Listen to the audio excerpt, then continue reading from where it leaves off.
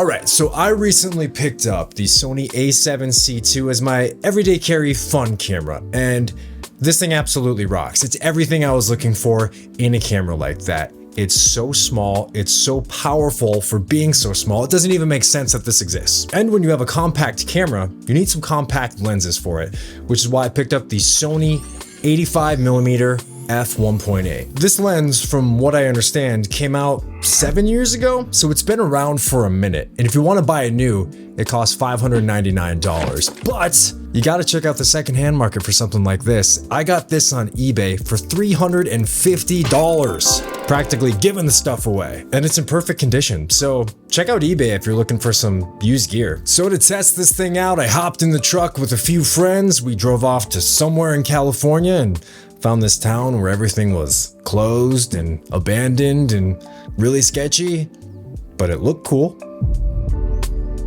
Alright, so the models for this shoot were my homies Allison and Kim. Check them out on Instagram.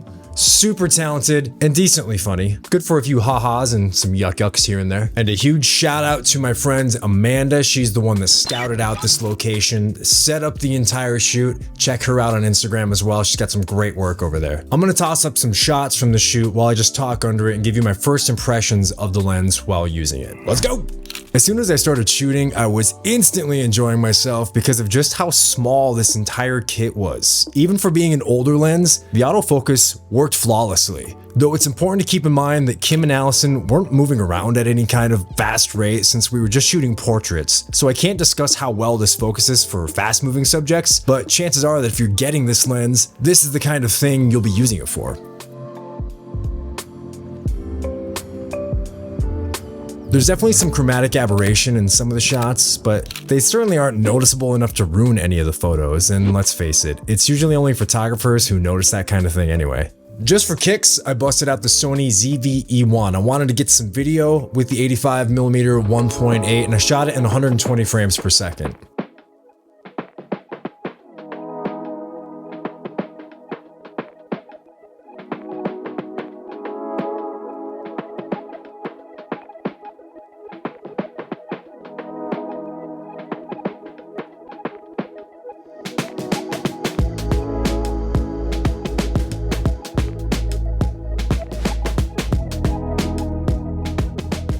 You can unquestionably get some really great video out of this if you use it right.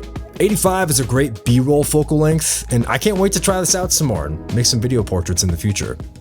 Okay, so this lens is optically amazing. It's super compact, and it's really affordable. So what's the downside? Personally, the lack of an aperture ring is a major bummer to me, but that's not an issue with the lens at all. A lot of people don't even like aperture rings. I just really like aperture rings. Would I use this for professional work?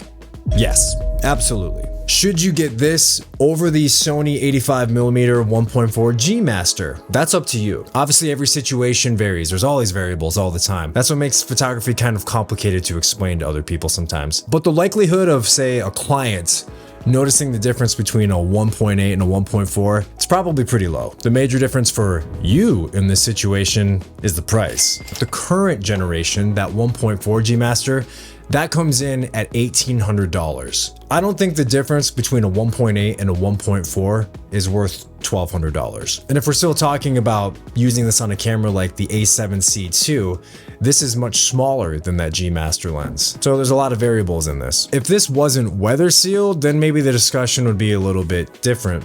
But it is. You know, Canon, they have a lot cheaper versions of their more expensive lenses, but none of them seem to be weather sealed, and I just need weather sealed lenses for what I do. Basically, you're already obliterating the background with an aperture of 1.8 with an 85mm lens. So if that's what you're going for, you will be more than happy with this. And here's an example of what you can get out of this 85mm at 1.8. Check out the shot of a golf ball I took the other day. The line of focus here is ridiculous. I actually laughed when I saw this file on my computer because that focus, the spot it's so focused on is so razor thin. It's pretty wild. So I keep talking about the compact size of the Sony 85mm 1.8, and just for the heck of it, and to give you some context as to how big this thing actually is, let's compare it against a few things. Here it is up against a Fujifilm 33mm f1.4. The Virchow 75mm 1.2 for X mount, another great portrait lens.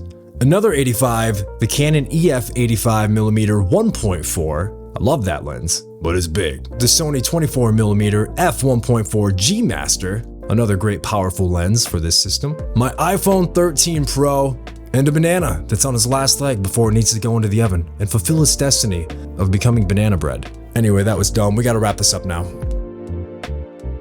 Is the Sony 85mm f1.8 still a great lens in 2024? No doubt. It's fantastic. Remember, I got this for $350 and it's in perfect condition. I couldn't be happier with this lens, and even if I would have paid the full price, bought it new, I still would barely have any complaints. The photos you get out of this thing are incredible. They're really super sharp, and at 1.8 and an 85mm, medium telephoto length, if you desire to have a great portrait lens where you're blowing out the background, getting that bokeh, the blur we all love, this is super serviceable. It's beyond that. It's fine. It's great. Fine doesn't really sound great. It's excellent. Having this aperture with this focal length in this small of a body, it's a no-brainer if you're looking for a portrait lens for a camera like the A7C II. But since this is getting to be a little bit of an older lens, let's just say, for fun, that Sony decided to come out with a Mark II version, the Sony 85mm f1.8 version 2. What would it take for me to want to upgrade to that versus this? First of all, an aperture ring. I love aperture rings, as stated before, they're great. Personally, I just really like them. If they can make the lens a little smaller, even though, once again, there's nothing wrong with the size of this, it is perfectly small. We're playing with hypotheticals here. And if it was in a price range of like $600 to $800, which is pretty cheap for something like this, in the world of camera lenses, those things would make me consider it. But there would still have to be some kind of wild feature about the lens that would push me over the edge, because I just don't really have any complaints about this. It's great. So that's that. I dig it. I really like it. And I'm fairly certain if you got yourself a copy, you'd like it too. Love it. You would love it. So that's gonna wrap it up for this video. Thanks for checking it out. If you have any questions, please leave them in the comments below. If you've tried this lens before, let me know your thoughts on it. Special thanks to Kim and Allison and Amanda for the great time on the shoot the other day. It was a blast. Make sure to follow those guys on their socials, and make sure to like this video if you found it useful in any kind of way, and subscribe to the channel so that you can continue on this photographic journey wherever it may take us right here on YouTube. Thank you for watching and supporting this channel, and until next time, be excellent.